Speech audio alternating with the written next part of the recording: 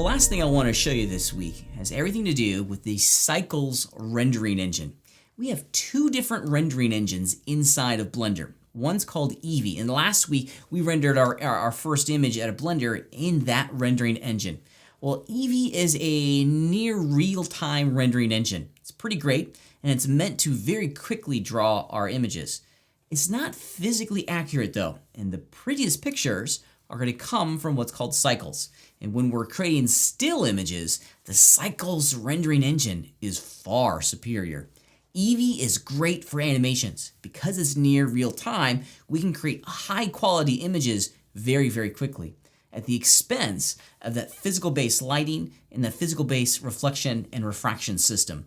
The Cycles rendering engine, however, is fantastic for still images, because for one picture, we can definitely devote and budget maybe two or three minutes per render. We can't do that when we're doing an animation, when we have thousands of images just for a couple seconds of film. So let me go in and show you how we can use the Cycles rendering engine and when we should use Cycles rendering engine to create some really fantastic looking pictures inside of Blender itself. Now the first thing that we need to do is that we need to change the rendering engine from Eevee over into Cycles. And we do that very easily by going into this camera icon right here in our Properties tab.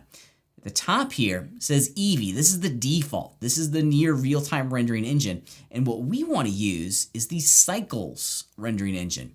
Workbench, by the way, is the exact same rendering engine that you see there, okay? We don't necessarily want that, nor do we really need that. Eevee is far superior to everything that we see here. We want to have Cycles. In addition, there's a couple things that we need to make sure that we set up before we hit that magical render button. We need to look very carefully at the lights. We also need to look very carefully at the camera composition. Let's look through my camera at the moment. Yeah, let's look, here we get the camera icon. Now I want to be able to change the location of my camera interactively. So I'm going to hit the N key, N is in November. Brings open my little shelf here. And under Tool, I'm going to go into, under View, I'm going to do Camera to View. Hit N once again so that thing goes away. And now I'm just going to orbit around ever so slightly. And I'm ready to rock and roll. I'm pretty happy with that. Now before I commit to a final render itself, I always like to do a small, quick little preview. And that's where this fourth viewport property comes in down over here. That fourth viewport property is going to allow us to preview the Cycles rendering engine right here in the app itself, which is pretty cool. The thing that we get the most with Cycles is a full global illumination and a final gather environment. It's pretty fantastic. It is going to take a couple minutes to render it. Let's just go ahead and fire it off. Let's render the image. This is a pretty intense render. Oops, and I forgot to delete an object inside of my scene, but that's okay. At the very least, you should see how the computer is evaluating this. It's actually rendering the image, and you can see that each processor on my machine has been assigned to a bucket, if you will, inside the picture, and is processing that bucket individually. And there it goes.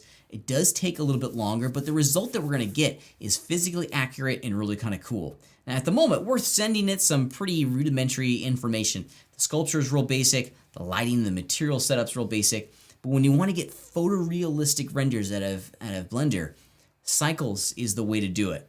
And for us, it didn't take too long. It took about 26 seconds to render this image. And for us, it's time well spent, in my opinion. It's time well spent, because what we're going to get is a high quality render at the conclusion of this process.